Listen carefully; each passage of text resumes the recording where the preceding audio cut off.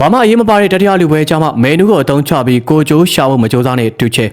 အခုကဘာပလားပြိုင်ပွဲတစ်လျှောက်လုံးအင်္ဂလန်ကွင်းလယ်ဖေယိုဖေးဖြစ်နေချိန်မှာကိုပီမဲနူးကိုခုံထဲပေါ်မှာပဲပုတ်တိုးစေခဲ့တဲ့ဒေါမတ်တူချေအနေနဲ့အခုပြင်တဲ့ကံမဲ့ဘာတန်ဘိုးမှမရှိတော့တဲ့တတိယလူပွဲကြမှာသူ့ကိုထည့်ကစားဖို့မကြိုးစားသင့်တော့ဘူးလို့မြင်မိပါတယ်ပရိသတ်အားလုံးပဲမင်္ဂလာပါခင်ဗျာ Red Revival Channel ကနေကြိုဆိုလိုက်ပါတယ်ခင်ဗျားတို့တခြားစဉ်းစားကြည့်စမ်းပါကဘာပလားဆီမီဖိုင်နယ်လို့အဆုံးဖြတ်ပေးရမယ့်တေးရှင်ရဲ့အရေးကြီးလုံးတဲ့ပွဲစဉ်တွေတုန်းကဒေါမတ်တူချေကကိုပီမဲနူးကို10မိနစ်လေးတောင်ကွင်းထဲပေးမဝင်ခဲ့ပါဘူး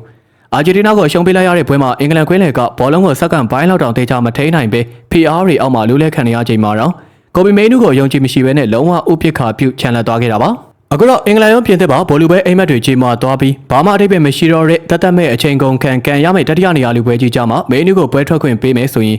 United Fan တွေနဲ့ဒါကိုလုံးဝလက်မခံနိုင်ပါဘူးအခုလိုပွဲပြီးမှတာဝန်ကျေယုံတတ်ပုံစံမျိုးနဲ့ကွင်းထဲကိုထည့်ကစားပေးဖို့လုံးဝမလိုအပ်ပါဘူးဒါလူငယ်လေးတယောက်ရဲ့စိတ်ဓာတ်ကိုမြင့်တင်ပေးတာမဟုတ်ပဲတနာလို့ပေးလိုက်တဲ့အချိန်ပိုလေးတွေလိုဖြစ်နေလို့တကယ်ကိုရင်နာစရာကောင်းလွန်လာပါတယ်။ဒီစနစ်ပိုင်းရောစိတ်ဓာတ်ပိုင်းရပါကြည့်ကိုပီမဲနူးလိုပါရမီရှင်လူငယ်ကစားမတုပ်ကထိုက်တန်တဲ့လေးစားမှုနဲ့မျှထားတဲ့စိန်ခေါ်ခွင့်ကိုသာရရှိတင်တာဖြစ်ပါတယ်။သူလိုအပ်နေတာကတာဝန်ကျေယုံဟန်ပြထည့်ပေးတဲ့ပွဲကစားခွင့်မိနစ်တွေမဟုတ်ပဲအတင်းတကယ်ခက်ခဲဖြစ်နေချိန်မှာ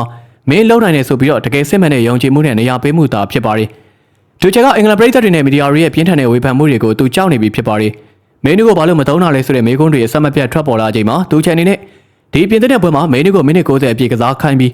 တွေ့လားငါသူ့ကိုနေရာပေးပါတယ်လို့ဝေဖန်တန်တွေကိုဖုံးကွယ်ဖို့အကွက်ဆင်ကြိုးစားကောင်းကြိုးစားလာနိုင်ပါတယ်။တကယ်လို့အဲ့ဒီအတိုင်းသာဖြစ်လာခဲ့မယ်ဆိုရင်ဒါဟာမဲနူးကိုယုံကြည်လို့ထည့်တာမဟုတ်ပဲသူ့ကိုယ်သူကာကွယ်ဖို့မဲနူးကိုဒိုင်းကာတစ်ခုလိုအတုံးချသွားတဲ့ကိုကျိုးရှာလောက်ရတတ်တာဖြစ်ပါလိမ့်မယ်။ပြိုင်ပွဲတစ်ခုလုံးကိုပြန်ကြည့်ရင်တူချဲရဲ့ခေါင်းမာမှုတွေကိုထင်သာတွေ့ရပါလိမ့်မယ်။သူကကွင်းလယ်မှာဒက်ကလန်ရိုက်တို့ကိုပဲစုံမဲ့ယုံကြည်ပြီးတော့အသုံးပြုခဲ့ပါတယ်။ပြိုင်ပွဲတွေကအင်္ဂလန်ကွင်းလယ်ကိုအလွယ်တကူဖျက်ကျော်နေချိန်အချိတ်ဆက်တွေပြတ်ယွင်းပြီးတော့တိုက်စစ်ကိုဘောလုံးမဖိုးနိုင်ချိန်တွေမှာတော့ကွင်းလယ်ချိတ်ဆက်ပိုင်းလင်းကပ်ပလေးကိုပြင်ဆင်မှုသူလုံးဝငင်းဆန်ခဲ့တာပါ။မဲနူးဆိုတော့ပရီးမီးယားလိမှာကတည်းကဖိအားပေးမှုတွေကိုအကောင်းဆုံးရှောင်ထွက်နိုင်ပြီးကွင်းလယ်ကနေဘောလုံးကိုတည်တည်ငြိမ်ငြိမ်တည်ဆောင်နိုင်စွမ်းရှိသူပါ။အင်္ဂလန်အသင်းတကယ်လိုအပ်နေကြတာအဲ့ဒီလိုအရေးချင်းမျိုးပါ။ဒါပေမဲ့တူချေကတော့တိုက်စစ်ဆင်ရမယ့်အချိန်မှာခန်းစစ်ကိုအသေးပိတ်ကစားပြီးတော့ဖန်ဒီရှင်ကွင်းလယ်လူတွေနေရာမှာအပြတ်သမားတွေကိုပဲစောအသုံးပြုခဲ့လို့အခုလိုအရှက်တကွဲအိမ်ပြန်ခဲ့ရတာဖြစ်ပါတယ်။ဒါကြောင့်အခုလိုပွဲပြီးကမှပြိုင်ပွဲရဲ့ဘာအနှစ်သာရမှမရှိတဲ့အချိန်ကြာမှမဲနူးကိုကွင်းထဲကိုပြစ်ထည့်ဖို့ကြိုးစားလာခဲ့မယ်ဆိုရင်ဒါဟာကစားသမားကိုလှောင်ပြောင်ရာရောက်ပါတယ်။မဲနူးနေနဲ့လည်းဒီလိုတန်မိုးမရှိတဲ့ပွဲစဉ်မှာခြေစွမ်းပြခဲ့ရင်တော့